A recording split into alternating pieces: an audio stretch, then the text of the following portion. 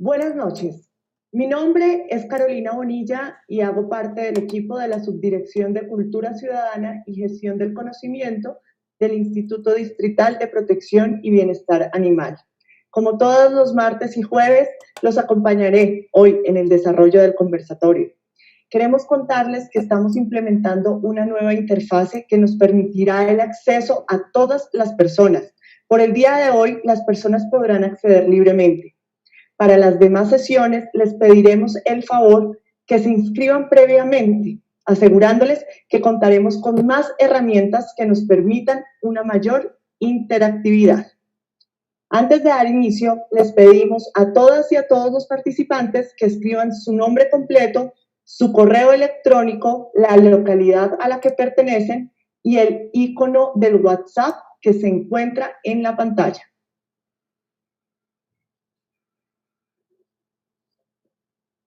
Hoy les recomendaremos escribir sus preguntas en el icono de WhatsApp que se encuentra ubicado en la parte izquierda de sus pantallas, identificándose con su nombre completo y su correo electrónico.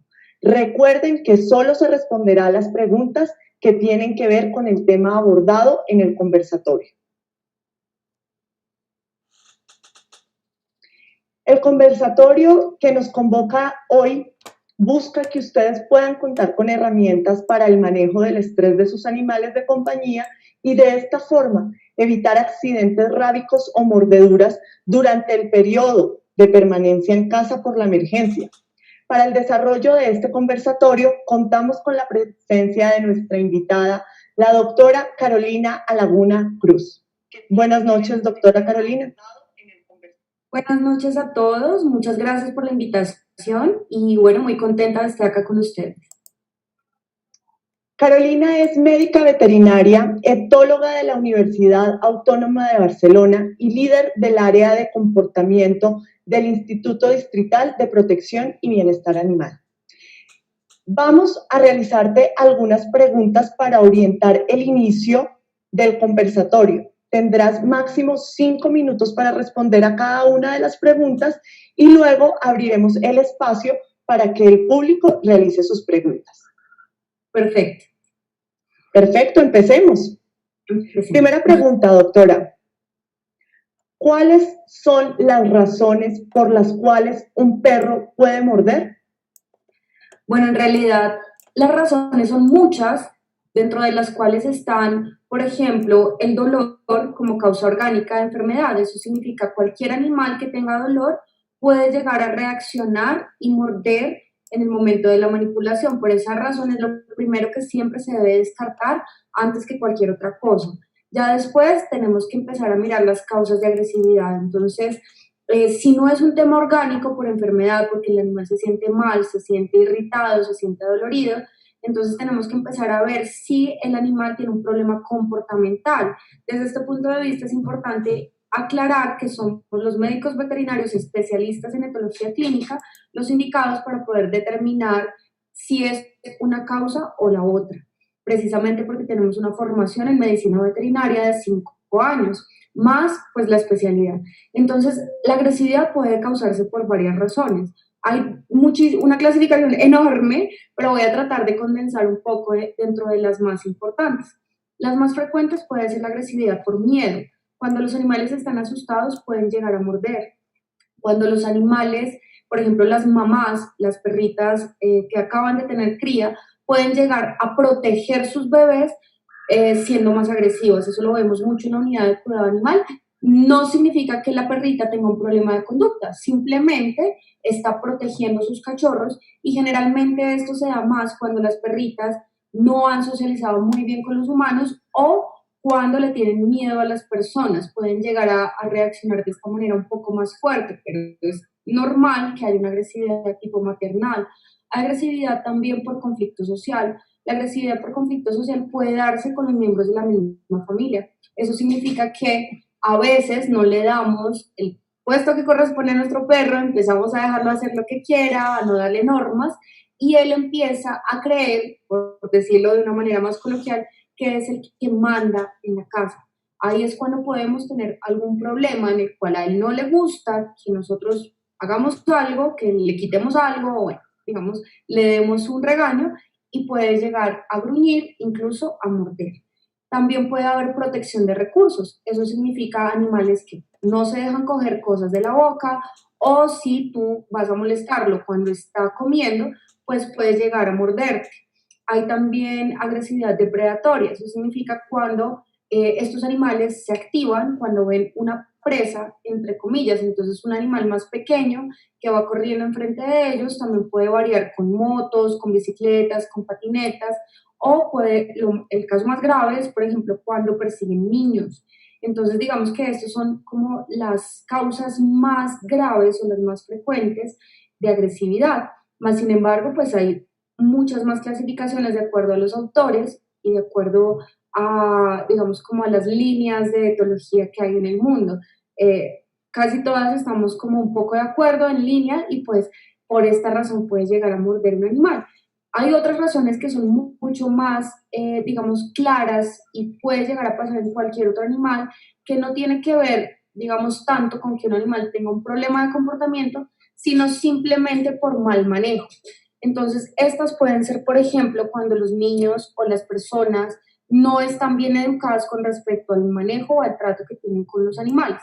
Por ejemplo, si hay alguien que saluda a un perro de frente, así como solemos hacer todos que nos vamos de frente al perro, y es un perro que es miedoso, puede llegar a asustarse, puede llegar a morder, pero puede ser por manejo, no necesariamente porque el perro se esté defendiendo. Puede llegar a ser porque simplemente lo asustamos y él reacciona, ¿cierto?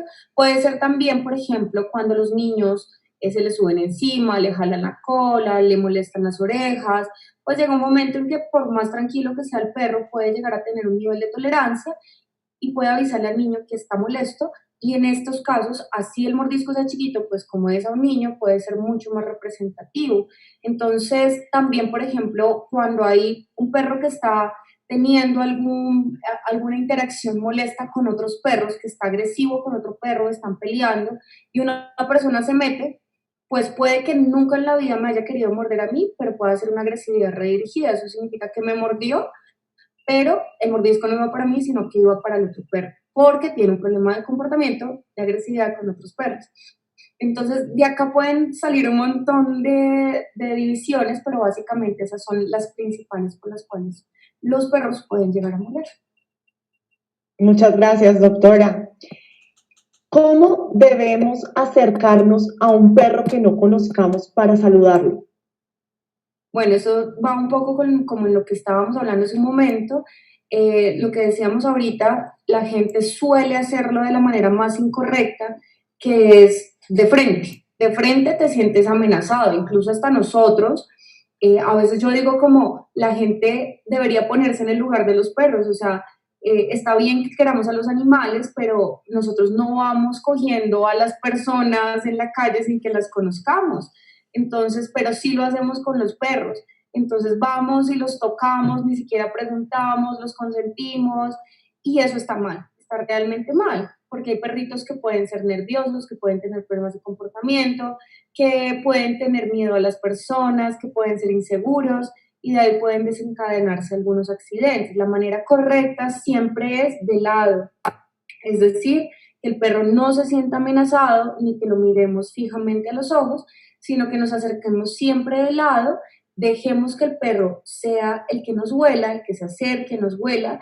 Una vez él se sienta tranquilo y haga algunas señales de calma, que ahorita vamos a explicar mejor qué significan esas señales de calma, o sea, que ya lo veamos que está mucho más tranquilo, en ese momento pues lo podemos acariciar, pero siempre debemos preguntarle al acudiente responsable de ese perro si lo podemos o no lo podemos tocar, precisamente porque el acudiente es el que sabe cuál es el comportamiento de su perro, pero principalmente por respeto, porque volvemos a lo mismo. Nosotros no vamos por la calle tocando a todos los niños que nos encontramos ni a todas las personas que nos encontramos, entonces debemos aprender a respetar también a los perritos y pues a las personas, a sus acudientes también. O sea, hay personas que no les gusta, y menos en esta época de contingencia, que anden cogiendo a sus animales. Entonces también es un poco reaprender a relacionarnos con los otros y también con los animales. Doctora, ¿cómo podemos leer las emociones de nuestros perros? Bueno, ahí viene un poco el tema de las señales de calma. Entonces, esta es una clasificación que se realizó, bueno, digamos, está ampliamente difundida. De hecho, si ustedes lo buscan en Google, lo googlean, pues ponen señales de calma a los perros, les sale mucha información de unas imágenes que son bien, digamos, explicativas con respecto al tema. Más sin embargo, yo siempre lo explico de la siguiente manera. Antiguamente, cuando no habían celulares con cámaras, sino que pues un perrito ahorita está acostumbrado a que el dueño del acudiente le tome 1000 fotos al día, entonces ya no hace señales de calor porque se habitúa. Pero digamos, si lo ponemos en una situación incómoda, puede ser, por ejemplo, no sé, obligarlo a quedarse quieto, o por ejemplo, incluso algunos todavía cuando les van a tomar fotos o los van a grabar pueden llegar a sentirse incómodos, o por ejemplo cuando van al veterinario, en esas situaciones incómodas, o cuando los regañamos, ese es el mejor ejemplo. Entonces, por ejemplo, si nuestro perro hizo algo que está mal, y entonces, por ejemplo, yo al mío que se llama Oso, le digo, Oso, ¿por qué hiciste eso? Entonces ellos empiezan a voltear los ojos, a mirar hacia otro lado, bostezan, se lamen la nariz, pueden llegar a mirarse el flanco, pueden llegar a dar la espalda, pueden llegar a mirar, digamos, como a hacer otra cosa, a olfatear el piso, digamos, todas estas señales o este comportamiento que ellos pueden llegar a hacer desde su lenguaje corporal, nosotros los entendemos como las señales de calma. Hay muchos que hacen también el ojito de ballena, que es el típico que muestra en la parte blanquecita pues del ojo, queriendo como decir, ya entendí que me estás regañando, ya entendí que algo hice mal, entonces cálmate y yo me calmo. Básicamente eso es lo que ellos quieren decir. Entonces muchos perros hacen señales de calma también cuando quieren expresar que están incómodos y pueden llegar después a escalar, ¿cierto? Si por ejemplo un niño molesta a un perro y lo molesta y lo molesta y lo molesta, el perro ya bostezó, el perro ya miró por otro lado, el perro trata de evitarlo, el perro se huele el flanco, se voltea la cabeza hacia el flanco, como mirándose hacia atrás, puede llegar a olfatear el piso, ya hizo todas las señales de calma y no le sirvió, puede escalar, entonces puede llegar a regañar sin morder, puede llegar a gruñir, y si no entiende el niño y sigue molestando, pues el perro puede llegar a regañar más fuerte. Si es un perrito equilibrado, por decirlo así, que no sea un perro agresivo con un problema de conducta de agresividad, puede llegar a pellizcar, simplemente hacer algo así, digamos ya para que lo dejen en paz y se va, ¿sí? O simplemente se va. Si no se lo permiten y siguen molestando, podemos tener un accidente por mordedura. Entonces, realmente, el mostrar los dientes, el gruñir y llegar a morder, también son señales corporales de incomodidad. Normalmente, en la vida natural, los perros hacen esos comportamientos. No es un comportamiento raro en los perros, ni es un mal comportamiento como la gente suele pensar. Entonces, la gente regaña al perro cada vez que está gruñendo. No, está tratando de expresar su inconformidad, pero esto sí es nuestra responsabilidad, en eso quiero hacer claridad, es nuestra responsabilidad que aprendamos a leer esas señales comportamentales de los perros y también enseñarle a nuestros niños a leer estas señales comportamentales para evitar accidentes por mordedura. Doctora, ¿todos los problemas de agresividad se resuelven? Bueno, en realidad no todos los problemas de agresividad se resuelven. Y acá yo quiero ser muy enfática y muy sincera, muy honesta. Quiero como que mandar un mensaje muy claro, sobre todo porque nosotros, por ejemplo, en la unidad de cuidado animal, en el equipo de comportamiento, recibimos literalmente los peores casos de Bogotá. Desafortunadamente hay animales que vienen de algunas circunstancias, como por ejemplo son las peleas de perros, que si ustedes me lo preguntan son las circunstancias más difíciles de rehabilitar. En muchas ocasiones los animales aprenden desde pequeños a que eso está bien. O sea, ellos no ven, por decirlo así, no ven el mal en atacar a otro perro. De hecho, les enseñan a cogerle gusto a esta actividad, desafortunadamente. Muchas veces hay perros que son realmente muy peligrosos y muy agresivos con otros animales. Así digamos que intentemos y les hagamos un programa de comportamiento, no podemos garantizar 100% que estos animalitos se vayan a rehabilitar. Entonces, de esto depende la valoración que nosotros hacemos al inicio, como médicos veterinarios y etólogos, sea en la unidad o sea por fuera, digamos con nuestros pacientes externos, que realmente nos va a dar algunos indicios de si ese animal se puede o no se puede rehabilitar. Generalmente la ley, y no solamente la ley, sino los estudios internacionales, nos hablan de unos criterios de peligrosidad. Los criterios de peligrosidad consisten en el peso del perro, si es un perro mayor a 20 kilos, a la intensidad de la mordida, si es perforante. Por ejemplo, hay casos de perros que lanzan a matar, o sea, van directamente al abdomen, a los órganos blandos o directamente al cuello, porque digamos, su comportamiento está dirigido a matar al otro animal. Eso aumenta su nivel de peligrosidad. Entonces, también, digamos, la reincidencia en los casos de agresividad y pues lo que es comprobable donde también el animal haya hecho daño y qué tipo de daño a sus víctimas. Esto lo pone en un contexto de alta peligrosidad. La ley es clara con respecto a estos animales que sí son potencialmente peligrosos, no como las razas fuertes que la gente las tiene estigmatizadas, porque sabemos que cualquier perrito puede llegar a ser muy amoroso o puede llegar a ser muy peligroso. Desafortunadamente, y yo quiero mandar este mensaje porque es muy triste que nosotros como, digamos, como profesionales médicos veterinarios etólogos nos lleguen esos casos y nosotros tengamos que tomar decisiones muy tristes con respecto a esto por culpa de gente que es desalmada, que es cruel, que es, digamos, estúpida, perdón la palabra, que ponen a pelear y entrenan a estos animales para estos fines. O sea, esto es demasiado doloroso para nosotros como médicos veterinarios. Es igual que cuando llega un paciente terminal. Para nosotros es lo mismo.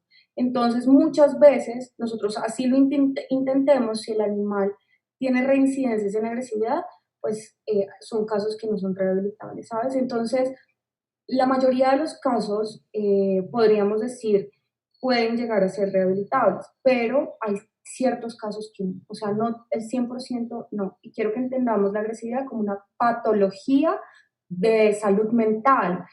Esto es importante que la gente lo entienda, esto es una patología del comportamiento.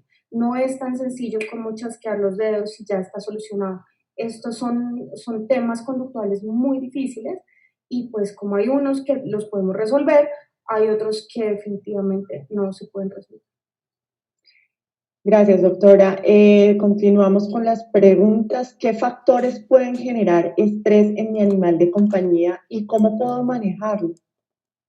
Bueno, el estrés realmente se puede manifestar de diferentes maneras. Si estamos hablando de perros, los perros generalmente tienen los mismos síntomas o son muy frecuentes, que es, por ejemplo, las vocalizaciones excesivas. Eso significa que pueden llegar a llorar, a ladrar, a gemir, bueno, digamos como a vocalizar excesivamente cuando están ansiosos o cuando están estresados. Generalmente cuando uno más lo nota es cuando tienen un hiperapego con su persona favorita, que digamos después de toda esta cuarentena vamos a tener que ver muchos pacientes con ansiedad por separación, que es con un hiperapego muy fuerte. Entonces estos animalitos pueden llegar a llamar la atención llorando y gimiendo. Entonces a veces la gente dice, este perro se volvió cansón y hay que prestar atención porque eso puede ser un signo de estrés. Otro signo de estrés son los destrozos. Entonces, por ejemplo, yo a veces le explico a la gente, hay animales, bueno, digamos, hay personas que cuando están estresadas se ponen de mal genio, se comen las uñas, se arrancan el pelo, bueno, hay mil manías, hay gente que fuma. Los animales cuando llegan a ese pico de ansiedad, los perros pueden llegar a romper cosas, no se están vengando, los perros no se están vengando, los perros están respondiendo al estrés que están viviendo, a los picos de ansiedad.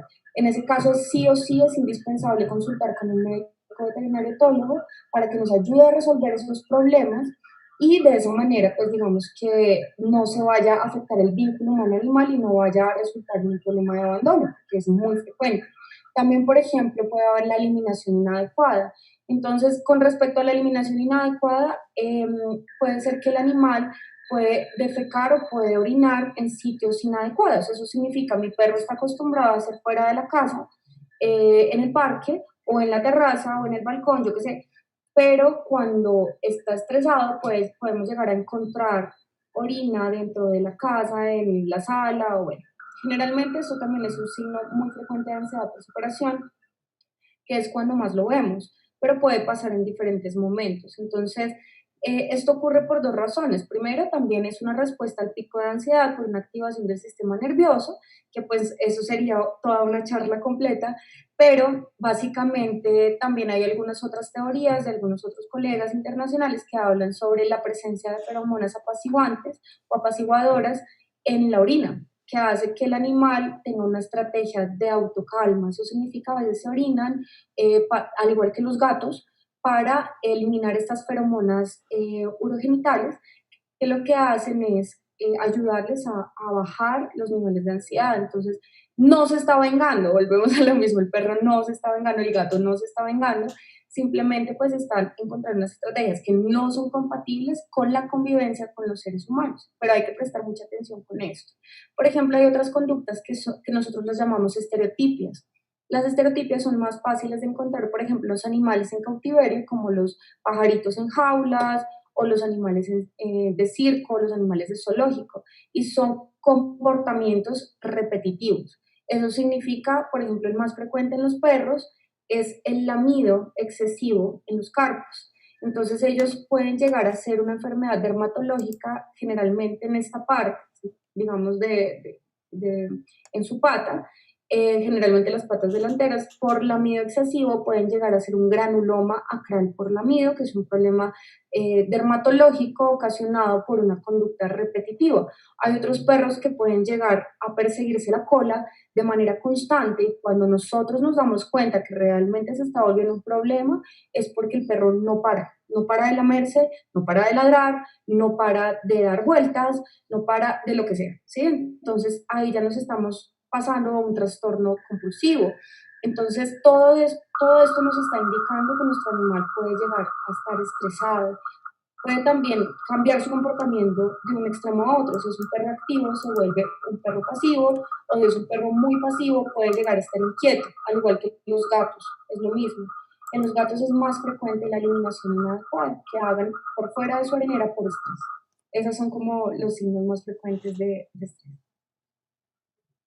Bueno, doctora, antes de continuar con las preguntas, les recordamos que por favor nos pongan sus nombres para identificarlos y sus correos electrónicos en el chat. Vamos con otra pregunta, doctora. ¿Cómo podemos prevenir la agresividad de los perros? Bueno, nosotros como, digamos, tenemos que tener en cuenta que esto empieza incluso desde el periodo prenatal. Entonces, desde que los perritos están, digamos, en la barriga, pues la mamá está en gestación, debemos cuidar a la madre. Eso significa darle una muy buena alimentación porque por malnutrición podemos predisponer a problemas de comportamiento.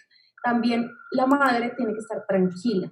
Si la madre está sufriendo, está estresada, presenta maltrato, está en condiciones inadecuadas de alojamiento, etcétera, pues es una mamita que puede llegar a dar crías con problemas de miedo que pueden después verse representados en agresividad. Entonces, desde la gestación es importante. Incluso hay una parte genética. No siempre la parte genética es determinante. ¿Eso qué significa? Para que se exprese un gen, se necesita, o para que se exprese la agresividad en este caso, se necesita no solamente que en mi línea genética, por ejemplo, como ser humano, por ejemplo, yo puedo heredar el mal genio de mi papá, estoy diciendo cualquier cosa. Digamos, la mamá siempre le dice a uno, usted es igualita a su papá, tienen el mismo genio, pues algo así parecido, ¿no?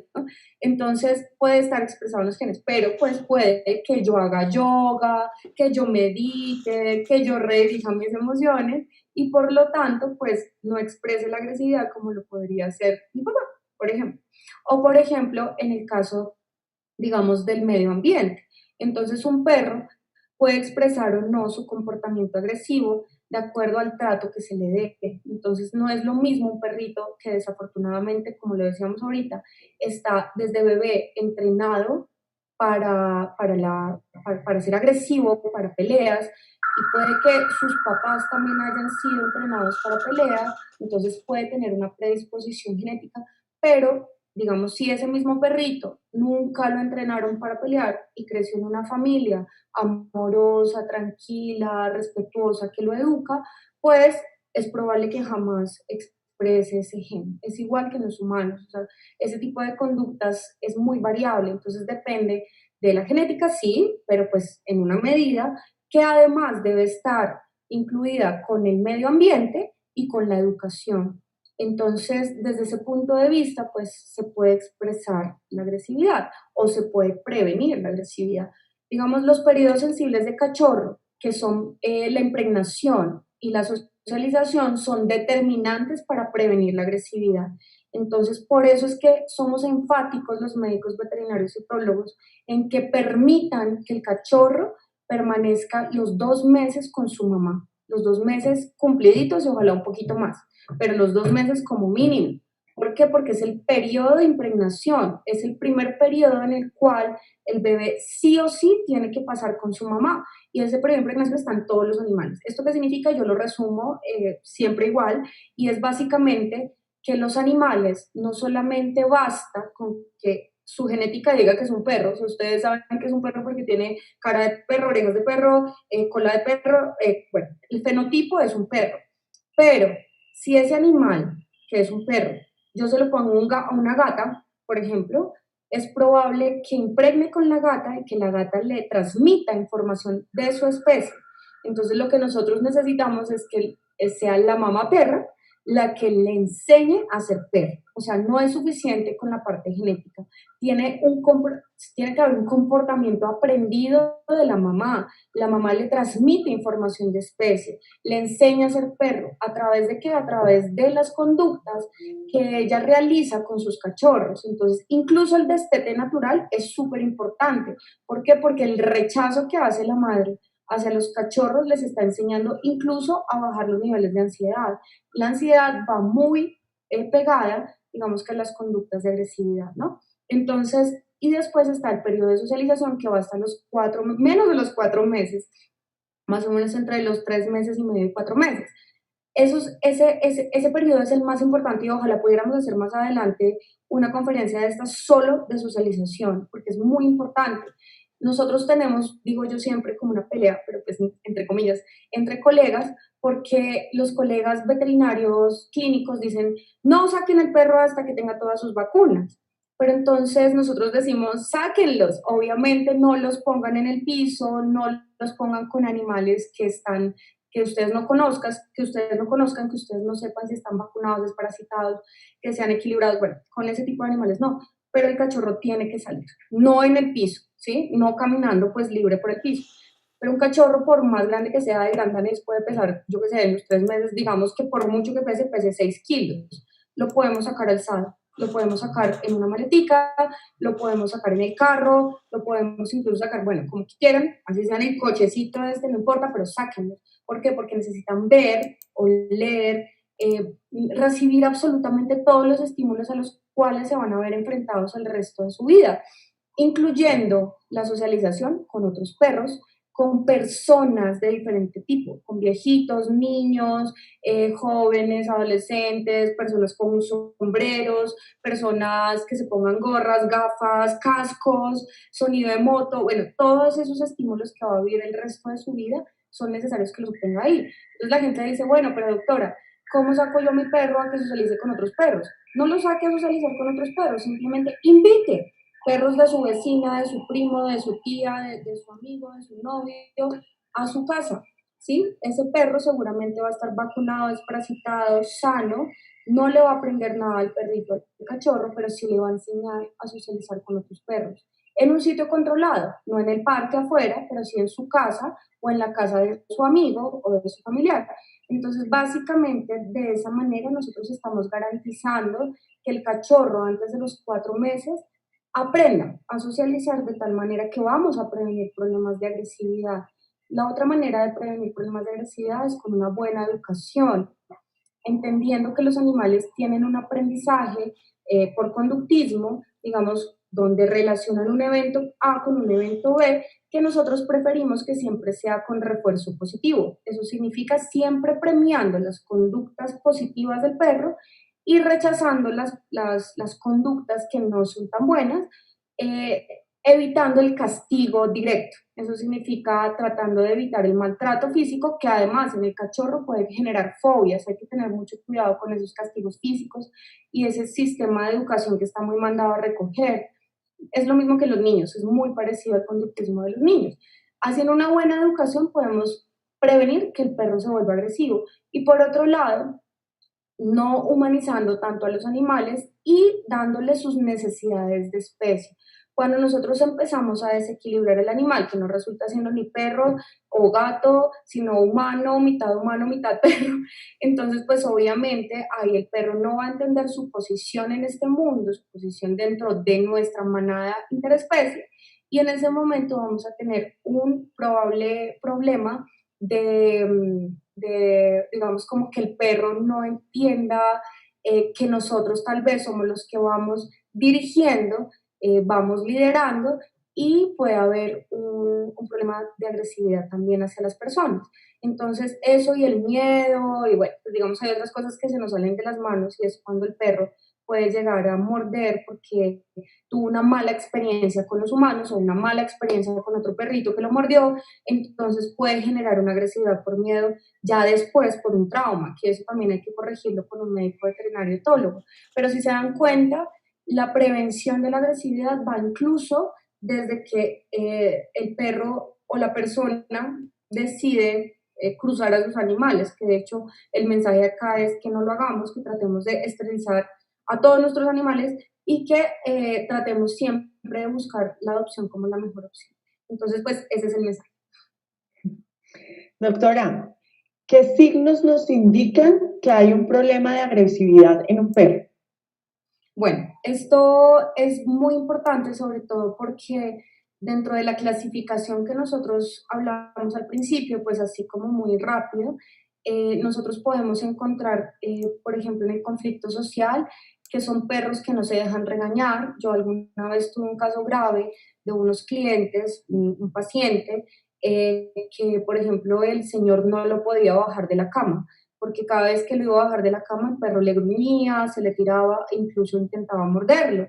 Entonces, claramente ese tipo de cosas nos están diciendo acá algo grave está pasando, ¿cierto? Si es un perro que gruñe, le gruñe al acudiente cuando lo va a regañar, cuando lo va a sacar, cuando lo va a peinar, cuando le va a poner la comida, o, por ejemplo, protege recursos. Entonces, cuando la persona se acerca a su comida, como que el perro no le gusta, o por ejemplo cuando tiene una pelota en la boca y se la vas a quitar y como que no le gusta tampoco y empieza a gruñirte, cuando hace, digamos, como las posturas que son más frecuentes dentro de una agresividad ofensiva o una agresividad defensiva.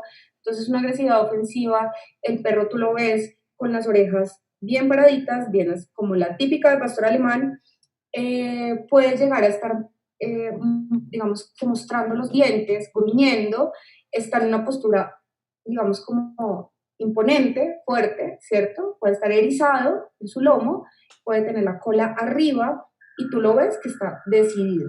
Eso puede ser un perro que te que está pensando en atacarte o que está esperando algún motivo para llegar a atacarte, y esa es una postura que nosotros llamamos ofensiva.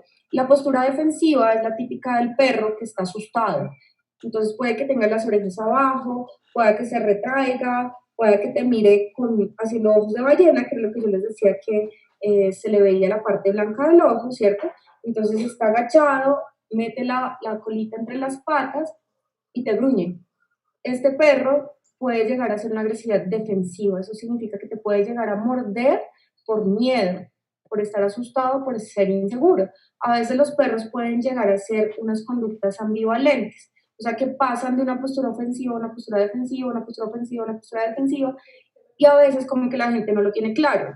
Pero ese tipo de perritos también pueden llegar a morder. Entonces hay que tener mucho cuidado a las posturas corporales de perro y a las actitudes que está presentando. Generalmente los perros que muerden son perros que, digamos, son desobedientes, son necios, son perros que no tienen como, no entienden que hay un liderazgo dentro de la casa o definitivamente uno encuentra que no hay un liderazgo de parte de su acudiente en la casa, que los dejan hacer lo que quieren y eso también puede predisponer a agresividad.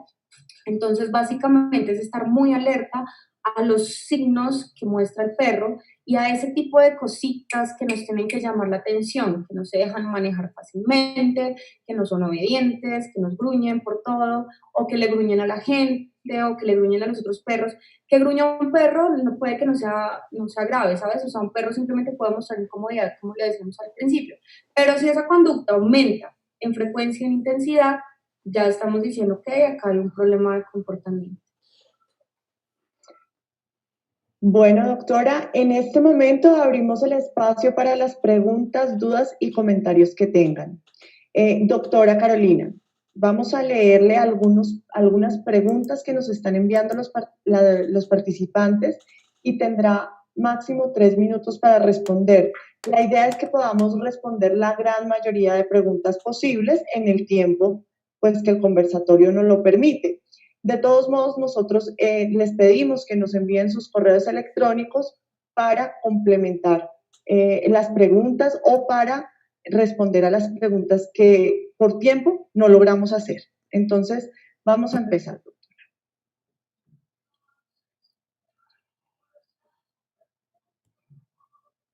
Alejandro Camargo pregunta, ¿cómo puedo reconocer si mi perro se está estresando? Bueno, creo que esa ya la respondimos dentro del conversatorio. Sin embargo, te recuerdo rápidamente, tienes que estar alerta a cuando las conductas aumentan en frecuencia y en intensidad. Eso significa que se lama demasiado, que haga una conducta demasiado o que se pueda vocalizar mucho, pueda cambiar su comportamiento de un extremo a otro, si es pasivo se vuelve activo, si es activo se vuelve pasivo, que pueda llegar a, por ejemplo, a dar vueltas, a hacer estereotipias, que son también comportamientos repetitivos, a lamerse demasiado, a rascarse mucho, a llamar demasiado la atención. Todos estos signos de ansiedad pueden ser representativos de estrés también. Pregunta Andrea Millán, ¿por qué es importante aprender a leer los comportamientos de los animales? Es importante para evitar los accidentes que no queremos que sucedan y también para entenderlos como especie. Eso es muy importante, esta pregunta que hace Andrea, porque realmente mucha gente no se educa con respecto a cuál debe ser el comportamiento o cuáles son las necesidades del animalito al que acogemos en nuestra casa. O sea, debemos entender que los perros tienen un comportamiento diferente al de los gatos, por ejemplo. Entonces, entender el comportamiento de los animales es darles bienestar. De hecho, el bienestar animal, digamos que lo podemos medir en 3 conceptos que no deben desligarse el uno del otro, que es la parte del bienestar físico. Eso significa que el animal esté sano orgánicamente, que vaya al veterinario, que si se enferma, pues lo curemos. La parte mental, que es la parte de salud mental, esto significa que esté libre de estrés, de ansiedad, de angustia, de miedo, de estas emociones negativas, y el bienestar natural, o que el animal pueda expresar su naturalidad. Eso significa que en la medida en que nosotros los dejemos ser perros, les respetemos su comportamiento de especie, los dejemos ser gatos y respetar su comportamiento de especie, pues el bienestar va a ser más asegurado. Entonces, la importancia realmente de conocer el comportamiento de los animales está en respetar su bienestar de especie, su bienestar animal. Y asimismo prevenimos accidentes por desconocimiento o por mal manejo. Doctora, esta pregunta no tiene, digamos que el nombre del participante, pero la voy a hacer. ¿Qué recomendaciones le puede dar a las familias con niños pequeños para evitar mordeduras? Esta pregunta es muy importante. Digamos, de hecho, hay todos unos estudios realizados a nivel internacional para prevenir los accidentes por mordedura en niños. En realidad, tenemos que entender que los accidentes por mordeduras no son iguales cuando se dan hacia un adulto que si se dan hacia un niño, O sea, cuando nosotros nos ataca un perro, en el caso de que nos atacara un perro, digamos por el tamaño, bueno, a menos de que seamos muy pequeñitas, en nuestro caso de pronto somos muy bajitas, pero no tanto como un niño, entonces nos puede atacar de pronto en los brazos o en las piernas, pero a un niño pequeño, incluso muy pequeñito, lo puede atacar al cuello, lo puede atacar en la cara. Esto a nivel de salud pública es extremadamente grave, es muy grave, por eso les hablaba de la agresividad depredadora cuando los perros ven un niño en movimiento y lo atacan, por ejemplo, puede llegar a matarlo.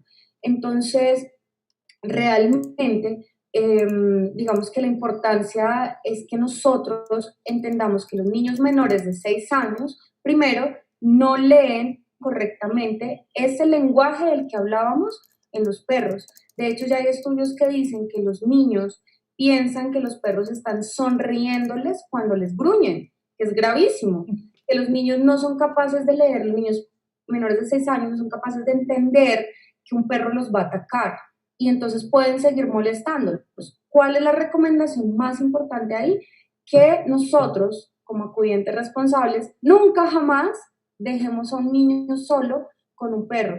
Así sea el perro más calmado del mundo, el más lindo, el más tierno, el que jamás nos imaginemos pues que vaya a hacer algo malo. Si el niño le hace daño, le hace doler, le chuza un ojo, le jala una oreja, no sé, lo pellizca, le hace daño, lo pisa, pues el perrito puede reaccionar, por más calmadito que sea, porque pues es que es un ser vivo y siente. Entonces, básicamente nuestra responsabilidad está en nosotros, en los adultos, no en los niños. Entonces, nunca dejar a un niño con un perro, enseñarle las señales de calma de los perros, entonces enseñarle cuando un perro está asustado, cuando un perro está nervioso, cuando un perro es amigable, enseñarle lo que hablábamos al principio de pedirle a la gente el favor si puede tocar a su perro. Eso es lo más importante, que no lleguen los perros, los niños pues como loquitos al parque a coger todos los perros o a saludar a todos los perros de los desconocidos porque pueden haber accidentes. A veces pasa mucho que la gente me dice, por ejemplo, en el parque yo voy con mis perros y la gente dice, es que mi niño, como el perro de la casa, no hace nada, él piensa que los demás perros también. Pero a ver, ¿de quién es la responsabilidad? Pues de la mamá y el papá, ¿cierto? Porque el niño probablemente todavía no está en capacidad de entender este tipo de cosas. Entonces, en realidad es una pregunta muy importante y yo siempre trato de hacer énfasis en estos dos puntos principalmente. Los niños menores de edad, menores de 6 años, perdón, no son capaces de leer estas señales y segundo, nunca jamás dejar a un niño solo, ni con un perro, ni con un gato, ni con ningún animal, precisamente porque pueden haber accidentes. Así sean mayores de 6 años, nuestra responsabilidad es nuestra, que suena que ser redundante, pero pues es para que quede claro. Alejandra Rodríguez dice, mi perro se estresa bastante cuando escucha perros ladrar y automáticamente lo asocia con pelea y busca atacar al perro. ¿Existe alguna forma de poder manejar esa situación producto del estrés que le genera el constante ladrido del otro perro? Bueno, lo que pasa es que esto es muy frecuente, sobre todo yo viví 5 años en finca y esto es como que lo más frecuente en el campo. También se puede dar en la ciudad, sobre todo los perros que mantienen en el balcón o mantienen en el antejardín y es una conducta que se vuelve territorial. Generalmente los perros, dentro de su conducta natural, pueden llegar a cuidar su entorno y ver en otros perros una amenaza.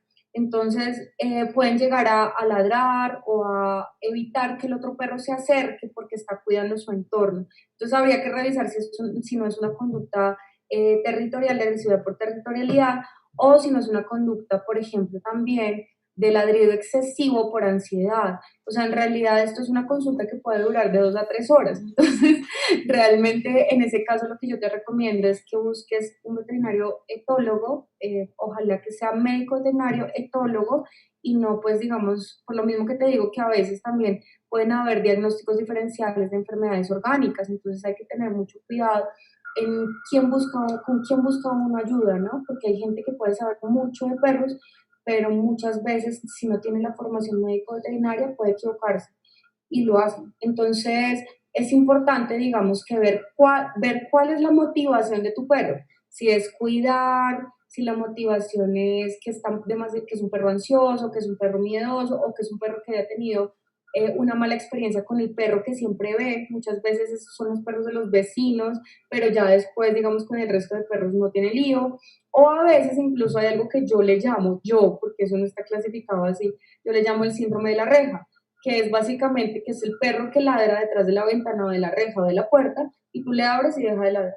Entonces está asociado un poco como a una conducta aprendida por ansiedad. Entonces básicamente todo eso hay que entrarlo a mirar, a ver qué es lo que está pasando, porque dependiendo de la motivación está la estrategia de tratamiento. No hay una regla de oro para esto. O sea, precisamente lo que tenemos que entrar a ver es cuál es la motivación y cómo empezar a trabajar de acuerdo a esa motivación. Por eso cada paciente se ve de manera individual y cada tratamiento también es individual. Joan Moreno pregunta, ¿cuáles son los comportamientos o signos para que uno desista de saludar a un perro animal en el caso de que éste no tenga un tenedor? Bueno, en realidad con los perritos de la calle, por ejemplo, esto pasa mucho cuando uno quiere acercarse a un perrito de la calle que está sin acudiente, entonces puede estar perdido, simplemente lo queremos rescatar, dependiendo, o sea, si es un perro inseguro, muy probablemente vayamos a ver algunos patrones de agresividad defensiva cuando está asustado, entonces mete la cola, baja las orejas, hace ojitos de ballena, como este tipo de caritas así, entonces si el perrito, digamos, te gruñe o levanta el labio, por ejemplo, para dejar ver sus colmillos, entonces hay que tener cuidado, ¿no? Si es un perrito miedoso, pues lo ideal es irse ganando su confianza poco a poco hasta poder ya dejar de ver esos signos, digamos, de estrés en él y pues ya de pronto empieza a batirte la cola o empieza a cogerte confianza. Esto es infalible, o sea, si pasa todos los días uno por ese sitio y le das salchichón, ya a los 4 días el perro te está batiendo la cola si es un tema de inseguridad o de miedo. Si ya es miedo extremo o fobia, pues digamos que no se va a resolver tan fácilmente y pueden llegar a reaccionar con agresividad o no. Hay perros que no, porque ante el miedo tú puedes huir, tú te puedes paralizar o tú puedes enfrentarte. O sea, hay 3 reacciones ante el miedo, entonces los animales pueden llegar a escoger alguna de esas, incluyéndonos nosotros, ¿no? O puede llegar a ser algunas señales de calma que son las que estamos hablando. Si es un perro que está ofensivo, eso significa que está completamente seguro, con una postura de seguridad, con su cola arriba, con las orejas arriba, con el lomo erizado y mostrándote los dientes y mirándote fijamente, pues a ver, ese perro fijo te va a atacar. Entonces, digamos que en esos casos uno tiene que empezar a ver muy bien cuál es el objetivo para que nosotros queramos coger ese animal o queramos acercarnos al animal, si realmente es importantísimo hacerlo o no. Y de esa manera, pues inventarnos también las estrategias más adecuadas de acuerdo a lo que vamos viendo en su comportamiento. Perfecto, doctora. ¿Cómo hacer para enseñar a un perrito callejero que fue adoptado a hacer sus necesidades en un sitio asignado de la casa o en la calle cuando se saca a pasear? Generalmente nosotros, por ejemplo, en la unidad de cuidado animal, enseñamos esto sobre todo a los cachorros, ¿no? O sea, la gente que adopta cachorros. Afortunadamente, y lo digo así abiertamente porque es así, nosotros damos muchos animales en adopción frecuentemente. Los adultos, cuando uno adopta a un adulto, no tiene tanto ese problema. Entonces, esto es una cuñita para que elijamos adoptar adultos, ¿no? Con los cachorros es un poquito más difícil. No significa que no se logre, pero hay que armarse de paciencia. Por eso cuando nosotros vemos a alguien que quiere adoptar un cachorro, lo que más nos importa es que sea una persona que tenga tiempo, dedicación y paciencia. ¿Por qué? Porque es un bebé, es un bebé. Claramente, lo primero que tenemos que entender es que al igual que los bebés humanos tienen una etapa dentro de su desarrollo donde los esfínteres todavía no funcionan bien. ¿Eso qué significa? Por eso es que los bebés humanos usan pañal. ¿Ustedes qué piensan? ¿Que los perritos nacen de una vez controlando sus esfínteres? Pues no. Entonces, esto es lo primero que la gente tiene que entender, porque yo he visto gente que perritos de 2 meses y les están pegando con el periódico. Entonces, por favor, más empatía y más compasión con esos perritos. O sea, son bebés, tienen 2 meses de nacidos. por favor. Entonces, después de los 3 meses, 3 meses y medio, cuando ya empiezan a funcionar sus esfínteres, ya podemos empezar a enseñarles. Antes es muy difícil. Hay perritos que lo entienden más rápido y uno les pone el pañalito, les pone el periódico, bueno, lo que le vayan a poner, o le elige el sitio correcto, y el perrito va y aprende más, un poquito más rápido. Hay otros que se les dificulta más, y esto es normal. Entonces, por favor, sepan que si tienen un cachorrito después de los 2 meses, porque antes de eso es el periodo de impregnación y tiene que estar con su mamá, entonces, si les llega a 2 meses, 2 meses y medio, un cachorrito adoptado, por supuesto, entonces este cachorrito no va a tener control de sus esfínteres y por lo tanto ustedes van a estar con la escoba y con el trapero todo el día. Si ustedes no son capaces de asumir eso, mejor adopten un adulto. Entonces, si no tienen el tiempo, la paciencia. Entonces, bueno, generalmente antes de sus vacunas, de que completen su ciclo de vacunas, que eso viene siendo más o menos a los 4 meses, cuando completan todas sus vacunas, entonces se le dice a la gente que asigne un sitio de la casa que sea concertado por la familia y que no vaya a ocasionar problemas de convivencia, donde el cachorrito puede ir a eliminar. Entonces mucha gente elige, por ejemplo, el balconcito o hay unos que eligen alguno de los baños auxiliares, bueno, yo qué sé. Ahí le ponen los, o sea, los pañalitos, o sea, el periódico, lo que la gente elija.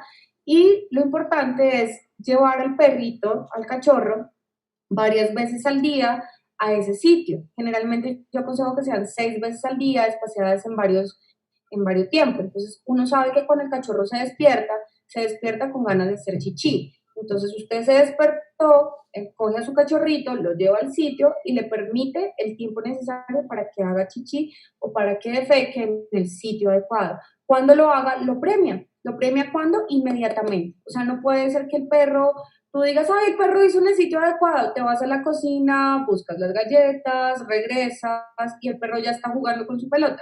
A ella no le estás premiando por haber hecho chichi, le estás premiando es por coger la pelota. Entonces, ¿qué pasa? Pues que hay que premiar inmediatamente. Si no tenemos nada en la mano, le hacemos fiesta, lo consentimos, le jugamos de tal manera que él entienda que nos gusta eso que está haciendo, ¿verdad? Entonces ahí enviamos el refuerzo positivo del que hablábamos ahorita. Si el perrito va en el lugar inadecuado y tiene más de 3 meses, 3 meses y medio, o sea, que ya retiene esfínteres, lo podemos regañar. El regaño no debe ser muy fuerte porque puede generar una fobia y puede romper el vínculo con nosotros y nos puede coger miedo. O sea, nada de restregarle la carita en el orín, como hacían antiguamente, eso, por favor. O sea, entonces a los bebés también les hubiéramos hecho eso, a los bebés humanos, porque si lo hacemos con un perrito y no se nos ocurre pensar que es absolutamente antihigiénico ponerle las heces o ponerle la orina en su nariz o en su boquita. Entonces, es un bebé, tengamos paciencia, ¿verdad? Entonces, ni el periódico, yo no soy fan del periódico para nada, con un simple regaño, que ojalá tengamos un comando para regañar. Entonces, no, o fuera, o lo que sea, que siempre utilicemos lo mismo, que sea firme y contundente es más que suficiente. Si ellos son inteligentes y ellos lo van a entender rápidamente. O incluso lo podemos llevar a un sitio de castigo, que es como el típico time out que se usa en los niños y que en los perritos también funciona muy bien.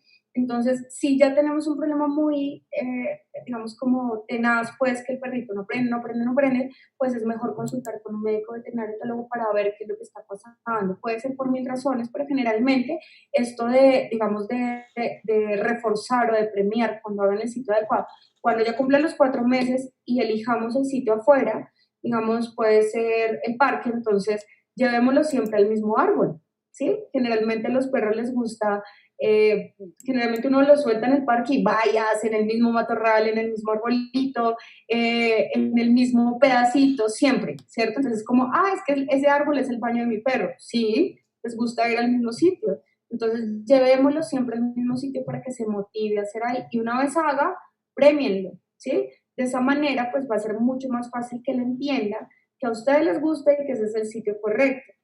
Y cuando hagan el sitio inadecuado, pues entonces con un no, o un o un fuera, o lo que ustedes digan que sea siempre lo mismo, es más que suficiente. Eso generalmente funciona bien. Angie Arias pregunta, ¿cómo puedo evitar que mi perro dañe todo lo que se lleva a la boca? Bueno, digamos que el tema de los destrozos también es muy frecuente, es más frecuente en cachorros que en adultos. Sobre todo por eso volvemos otra vez a lo mismo. Cuando uno decide acoger un cachorrito en casa, tiene que tener en cuenta que pasa por un periodo de exploración y que esa exploración la puede hacer con la boca.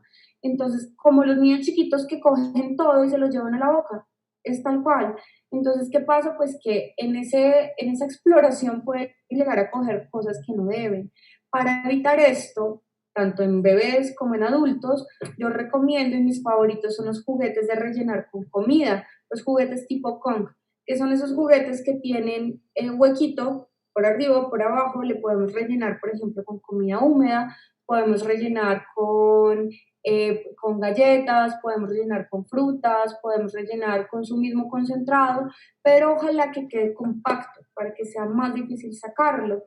De esto hay muchas recetas en internet. O sea, ustedes buscan en YouTube recetas para rellenar el Kong y hay muchas recetas. Entonces, que pueden ser divertidas para sus perros. Incluso cuando ya aprendan a sacar la comida fácilmente del juguete, pueden congelarlo. Ustedes lo congelan 4 o 5 horas y lo sacan, ojalá en días calurosos o bueno, digamos en un sitio donde no les vaya a hacer mucho desorden para que ustedes no tengan problema y puede estar durando hasta 3 horas o 4 horas tratando de sacar lo que está congelado dentro del juguete. Esa es la mejor estrategia, digamos, cuando son cachorritos, lo ideal es que los juguetes no se parezcan a la media, al zapato, a, yo qué sé, como que las cosas que la gente generalmente se molesta porque el cachorrito daña. Si nosotros le compramos un juguete de pantufla, pues ¿qué va a pasar? Pues que va a coger las de nosotros. Si nosotros le compramos un juguete, digamos, de peluche, un peluche, pues no solamente lo ponemos en riesgo a que se trague el contenido del peluche y pueda llegar a ser una enfermedad grave gastrointestinal, sino que además de esto, el perro se acostumbra a esas texturas para jugar. Y un peluche puede ser muy parecido a mi saco, puede ser muy parecido al tapete, puede ser muy parecido a otras cosas que para nosotros es obvio, pero para ellos no. Y ustedes son los que les están enseñando que esos son juguetes y pueden jugar con eso. Entonces es mejor que los juguetes sean diferentes y mis favoritos siempre son los juguetes de rellenar con comida. Ahora, otra causa de destrozos en cachorros y en adultos es el aburrimiento. Cuando no tienen nada que hacer, la gente piensa que los perros a veces son perros yo les digo de tapete o perro de juguete. Eso significa que los tenemos en la casa para tenerlos, pero los dejamos 8 horas aburridos mirando el techo.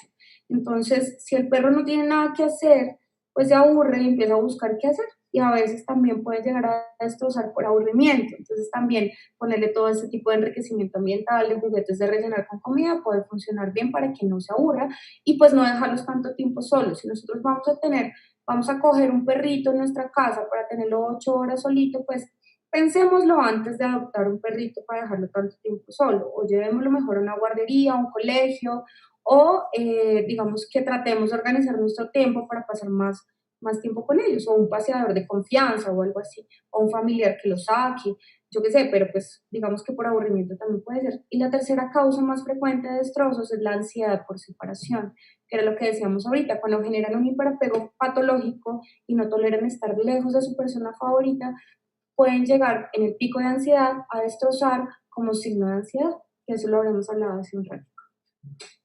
Doctora, si hay una pelea de perros, ¿debo interferir? ¿Cómo debo actuar? Bueno, sí hay que interferir porque si no se van a matar. O sea, yo he visto peleas de perros que son bastante viscerales, en las cuales los animales pueden llegar a hacerse mucho daño. El problema es que hay muchas técnicas y pocas personas entrenadas para hacerlo, por decirlo así.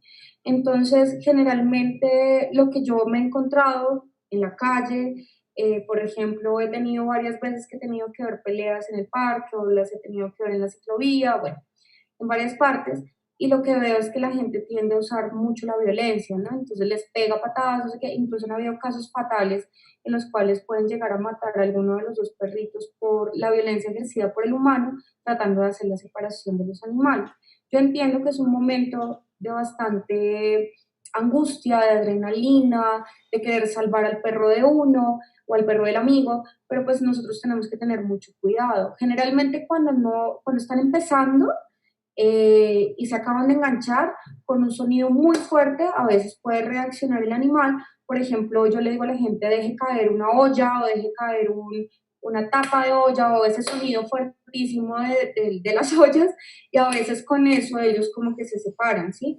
A veces esa técnica de coger las patas traseras puede funcionar, pero cuando cada propietario tiene su perro, cada cliente tiene su perro y se encarga del otro. Pero a veces es difícil, ¿no? A veces esa técnica puede llegar a ser difícil. A veces digamos que hay perros que no sueltan fácilmente y las personas intervienen directamente abriéndoles la boca. Digamos que cada acudiente conoce su perro, ¿sabes? Lo importante es que si en esos momentos hay que tratar de soltarlos, porque si no puede llegar a generar mucho daño en el otro, pero ojalá que sea desde el conocimiento del acudiente, el que sabe cómo es su perro, y no un externo que no tenga ni idea de cómo es el perro del otro, puede salir mordido por redirección de agresividad, puede agrandar el incidente y pues digamos que no es lo ideal. Entonces, básicamente sí hay muchas técnicas descritas en internet, pero realmente el que sabe cómo actúa su perro es el acudiente y es el que podría llegar a saber cómo superar la pelea. Doctora, ¿cómo manejar el miedo de los animales ante las tormentas, la lluvia y la pólvora? Bueno, primero que todo hay que entender que una de las formas de aprendizaje de los animales es por, digamos, habituación y sensibilización. La habituación es cuando uno se acostumbra, ¿no? Entonces, básicamente los cachorritos que están en periodo de socialización y les tocó diciembre con su alegría, entonces con pólvora, o les tocó, por ejemplo, abril, lluvias mil, entonces pues está en periodo de socialización, que es cuando en el cerebro no está activado o no está tan activado el miedo. Entonces, ustedes ven, sobre todo eso se ve mejor en los gatos, los gatitos bebés, que suben, bajan, se caen, no les importa, vuelven otra vez. O sea, como que la gente dice, la curiosidad mató al gato bebé, porque los gatos bebés no le tienen miedo a nada. Haz de cuenta que si son los perritos, también cachorros, un poco menos, y los niños. Entonces, ¿por qué? Porque están en periodo de socialización. En el cerebro todavía se necesita que se adquiera toda esa información del exterior y por lo tanto hay una estrategia natural en la cual pues el miedo se inhibe un poco. Entonces, si el perrito cachorro tuvo el periodo de socialización cuando hubo periodo de lluvias o cuando hubo periodo de tormentas o cuando hubo periodo de pólvora, pues de pronto no le va a coger miedo a la pólvora o a esos ruidos fuertes nunca, porque los vivió en periodo de socialización. Pero si fue un periodo muy traumático, por ejemplo, un perrito ya de un año, estoy diciendo cualquier cosa, que aparte tenga rasgos de su comportamiento que son miedosos o nerviosos, y al acudiente le pareció interesante ir a ver los fuegos artificiales directamente en el Simón Bolívar, allá pegado a donde suena la pólvora, puede llegar a ser un estímulo demasiado fuerte, ¿cierto? Entonces el primer perrito que les contaba del cachorro que vivió ese periodo se habituó. Eso significa que cuando uno se habitúa, esos estímulos ya no le hacen daño, ¿sabes? Como que uno se acostumbró y ya. Pero cuando no vivió eso en periodo de socialización, no se habituó y se lo presentaron muy fuerte, puede llegar a sensibilizarse, que nosotros le llamamos a eso sensibilización, que es ese proceso de aprendizaje donde hay algo en el entorno que sí te genera una emoción negativa como miedo. Entonces, ¿qué pasa? Pues que, digamos, puede llegar a crear una fobia. Y esa fobia a veces es muy difícil de tratar. ¿Por qué? Porque nosotros, como médicos veterinarios etólogos, podemos utilizar una técnica que se llama desensibilización. O sea, está sensibilizado, lo vamos a desensibilizar. El problema es que, por ejemplo, si fuera un ruido fuerte, yo qué sé, al de la moto, entonces yo le puedo pedir a mi hermano, obviamente desde una terapia de comportamiento, no es para que ustedes se pongan a hacer esto en casa, ahí sí como dicen por ahí, no intente esto en la casa, hágalo con ayuda de un médico veterinario etólogo si es necesario, pues digamos yo lo podría reproducir el sonido de la moto dentro de una terapia de comportamiento porque se la puedo mostrar como el etólogo está diciendo que la muestra, digamos desde una baja intensidad dentro de la estrategia pues, que nosotros planteamos para ese paciente. Pero nosotros, ¿cómo vamos a planificar que truene o que haya pólvora, digamos, para una terapia? Entonces yo digo, ya a las 5 de la tarde tengo terapia con mi paciente, por favor, ¿puede llover para poderle hacer? No, es muy difícil, ¿cierto? Y no podemos tampoco controlar el grado de intensidad con que va a llover o con que va a tronar. Entonces, esas son las dos fobias más difíciles de tratar en etología clínica. Por esa razón, digamos que generalmente es mejor consultar con el veterinario, el médico veterinario etólogo, porque muchas veces necesitamos ayuda de fármacos ansiolíticos para estas situaciones, ¿sí? Dentro de otras terapias que también se pueden implementar. La desensibilización a ruidos no siempre funciona, o sea, mostrarle ruidos parecidos o una grabación de los truenos o una grabación de la pólvora, los perros son tan inteligentes que identifican qué es falso y qué es real. Esas son las más difíciles de tratar, de hecho. Doctora, debido a la ansiedad, ¿los animales de compañía se pueden volver agresivos con los humanos? Sí, sí, definitivamente sí. Y digamos que eso está pasando ahorita en cuarentena con los humanos. Eso significa, yo no sé si ustedes, comparándolo un poco con el comportamiento humano, han visto por qué son tan exitosos los reality shows. Generalmente cuando encierran personas en un sitio y las ponen a convivir y se ven todos los días y no pueden salir y no tienen más estímulos, empiezan a generar ansiedad y esa ansiedad puede generar violencia, después reacciones agresivas. Entonces sí, la ansiedad va muy pegadita a la agresividad, van muy pegaditos, así el miedo también va muy pegadito a la ansiedad y por lo tanto puede desencadenar también agresividad. Todas esas emociones van pegaditas. Entonces, ¿qué pasa? Que si nosotros tenemos un perro que no hace ejercicio, que no tiene actividades, que no tiene cómo desarrollar su parte cognitiva, por ejemplo, un perro amarrado, un perro encerrado, un perro en un canil todo el día, un perro que no hace ejercicio, como les decía ahorita, un perro que no tiene estímulos, pues lo que va a ocurrir es que va a empezar a generar un tipo de ansiedad. Y muchas veces puede que esta ansiedad sea representada con agresividad o puede que no, pero, pero digamos que cabe la posibilidad de que sí desarrolle agresividad a partir de esa ansiedad. Entonces, esto es muy frecuente, por ejemplo, en los perros amarrados, que es muy triste ver uno en el campo, por toda Colombia, porque esto es por toda Colombia, en las veredas de cualquier municipio, es muy frecuente ver perritos amarrados. Y lo más triste es que a veces lo hacen de manera consciente para volverlos agresivos, porque se vuelven agresivos. Entonces, esto no significa digamos, que se tenga que hacer o que, bueno, claramente esto entra dentro del maltrato animal 100%. Entonces, claramente, si nuestro perro está presentando problemas de ansiedad, tenemos que entrar a ver por qué lo está presentando. No siempre es culpa del acudiente, ¿cierto? Porque hay veces que la gente dice, ay, ese perrito es miedoso, debe ser que lo maltratan. ¿Qué dijimos al principio? Pueden venir causas incluso prenatales, incluso factores genéticos, incluso aprendizaje errado, que si es un animalito que antes estuvo en la calle y ahorita adoptamos, o incluso también puede estar desarrollado por el medio ambiente. Entonces, si se dan cuenta, esto no es matemático. Si fuera tan fácil, no habría una especialidad en etología clínica. O sea, realmente esto tiene un montón, o sea, los animales o la biología en general no es plana, es plástica. O sea, la plasticidad significa que se va moviendo. Entonces, nosotros no podemos, digamos, como clasificar los comportamientos como si fueran números. Cada individuo es diferente, igual que los humanos. O sea, así seas tu hija de la persona más calmada en el mundo, puede ser que tú hayas salido absolutamente extrovertido, ¿sí? O sea, como que la genética es una ruleta gigante y el comportamiento varía no solamente por la genética, sino por todo lo que haya ocurrido en nuestras vidas a lo largo del tiempo, por el aprendizaje, por el medio ambiente. Entonces, realmente, pues, digamos que todos estos son factores que tenemos que tener en cuenta. Doctora, vamos a hacerle una última pregunta porque ya por el tiempo no nos va a dar para más preguntas. Vale. Vi muchísimas preguntas de gaticos, pero vamos a tener un conversatorio para gatos, entonces es por eso que no, digamos que le di en esta sesión prioridad a los animalitos de compañía, perritos. Pero entonces esta última la voy a hacer de los gatos, que dice, ¿cómo hacer para adoptar una gata nueva y llevarla a un grupo de gatas que ya llevan conviviendo muchísimo tiempo?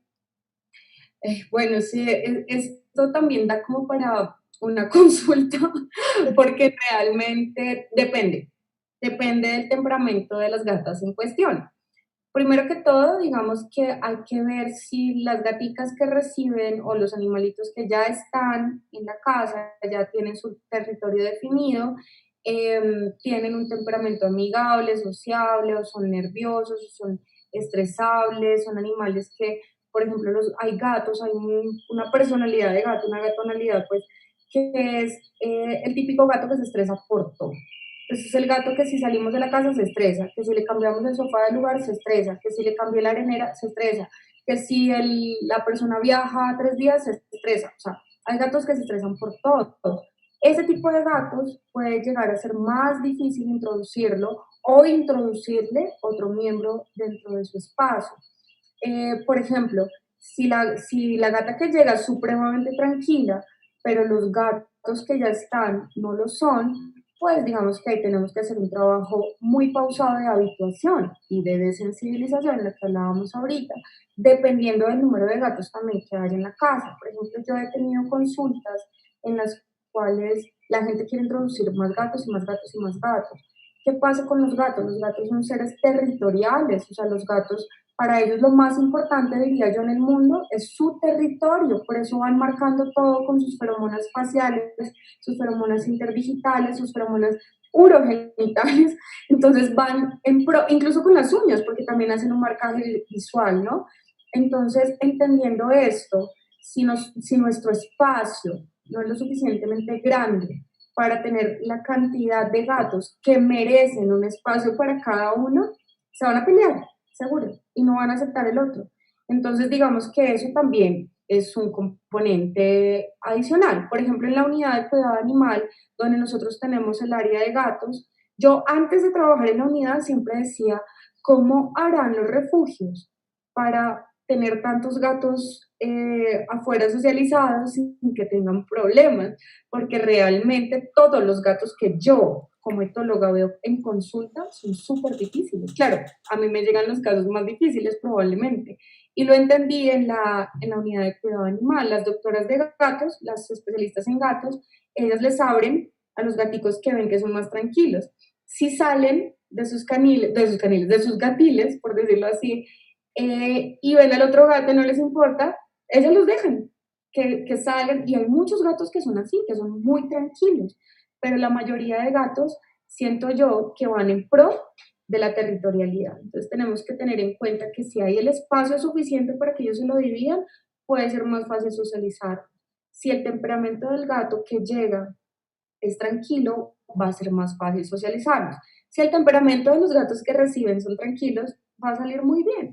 Pero si no, tenemos que pedir ayuda a un amigo, al médico veterinario etólogo, porque realmente no va a ser fácil, ¿sí? Va a ser complicado. Y esa es una de las cosas más frecuentes que yo veo en consulta, que es la socialización entre gatos que generalmente tienen un problema o un temperamento nervioso o tienen algún problema de comportamiento, como que pueden ser ansiosos, pueden ser agresivos, pueden ser miedosos. Entonces ahí uno tiene que entrar a mirar a ver cómo hace para socializar. Pero pues tampoco hay una regla de oro.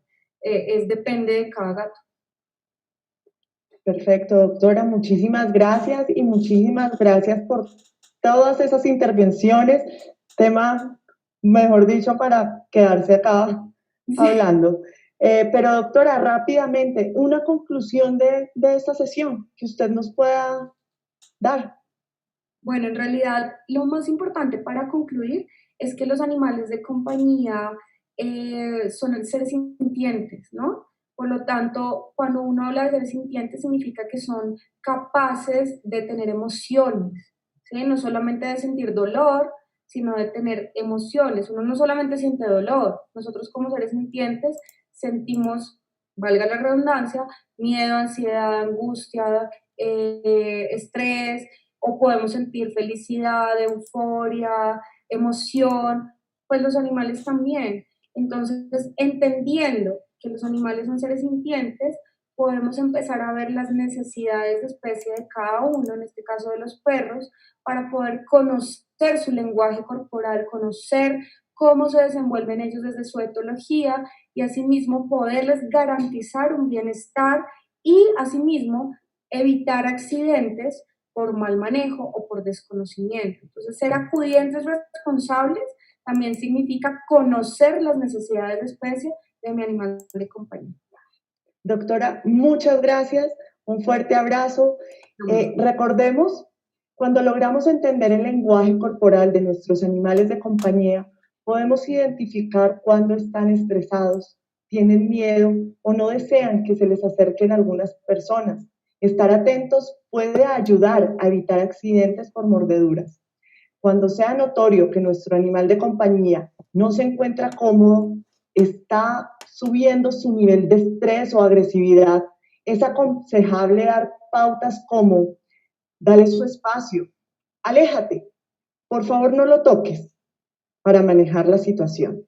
Recuerden que los animales de compañía no son los juguetes de los niños y de las niñas, ni son tampoco los encargados de distraerlos durante la permanencia en casa por el confinamiento.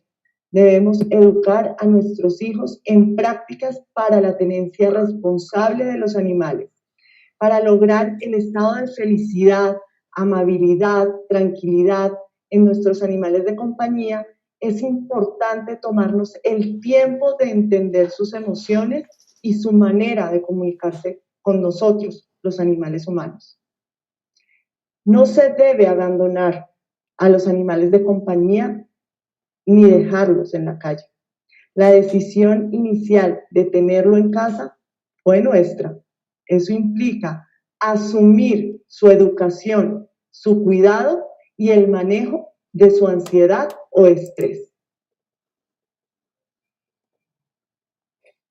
Recuerden tener en cuenta que es falso que los perros y los gatos propaguen el coronavirus. No hagan caso de los mitos que circulan en las redes sociales. No tomen medidas que comprometan su bienestar o salud o la salud de su animal de compañía. No lo abandonen, no le pongan tapabocas, no los aíslen en un balcón o en lugares sin recibir la atención que necesitan. Que no se nos contagie la desinformación. Recuerda que eres responsable del cuidado de tu animal de compañía. El abandono y la negligencia son maltrato animal y acarrean sanciones económicas y posibles responsabilidades penales. Después de pasear sus patitas, siempre debes limpiar. Utiliza únicamente agua con jabón, pañitos húmedos o cloroxidina en spray. Utilizar otros productos podrían lastimar las almohadillas de nuestros animales de compañía. Las rutinas de aseo: limpiar bien los comederos, bebederos, camas y zonas de juego. Utilizar solución de hipoclorito de sodio en agua.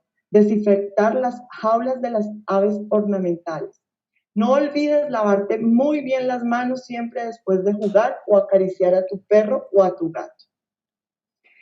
Los esperamos próximamente, martes 26 de mayo.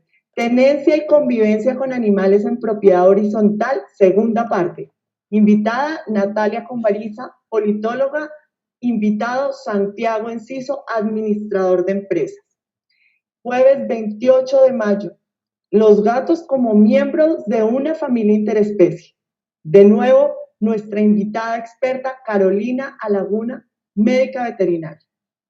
Este fue un foro realizado por la Subdirección de Cultura Ciudadana y Gestión del Conocimiento del Instituto Distrital de Protección y Bienestar Animal. Feliz noche para todos y para todas.